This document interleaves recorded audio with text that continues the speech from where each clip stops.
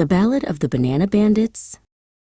After Mulan's triumphant return from the battlefield, she found herself facing a different kind of challenge, the monotony of everyday life. Gone were the days of epic battles and daring disguises, replaced by the mundane routines of home. One morning, Mulan heard a familiar voice calling her name. It was Liang, her old friend and fellow warrior, looking as disheveled as ever, rushing towards her. "Mulan," Liang exclaimed. "Trouble's brewing again, and this time, it's a bit ridiculous." Mulan raised an eyebrow, intrigued. "Ridiculous? How?" Liang cleared his throat, his expression sheepish.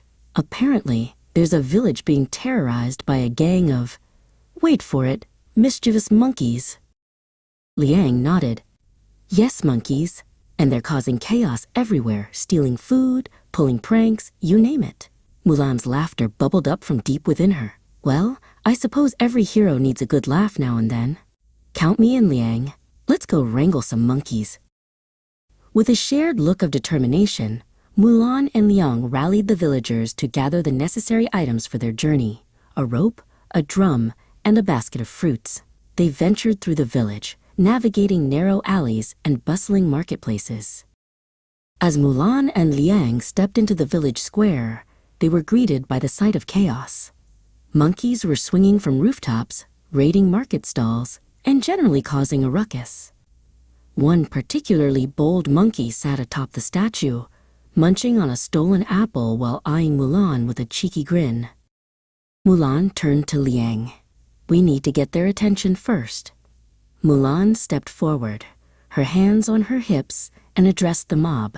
"All right, you little rascals," she declared, trying to sound stern but failing miserably. "Time to behave yourselves."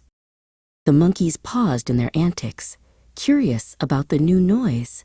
Mulan, with the basket of fruits in hand, led the way, scattering the fruits in a trail through the village. The monkeys, their previous mischief forgotten, were immediately captivated. They scampered and leaped, their attention wholly captured by the enticing treats. Mulan and Liang couldn't help but laugh as they watched the once chaotic troop transform into an orderly parade, joyfully trailing behind them.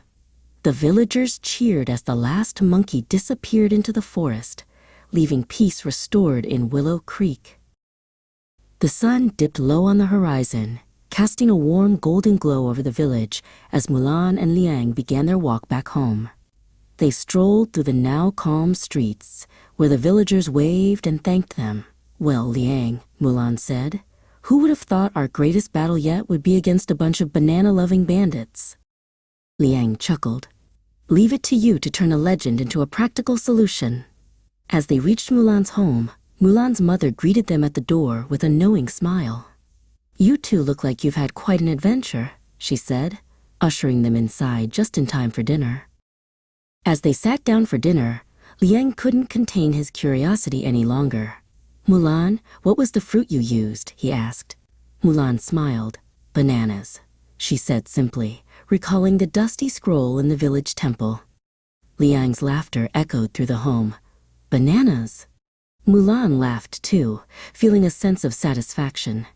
She realized that sometimes the greatest adventures come from the most unexpected places.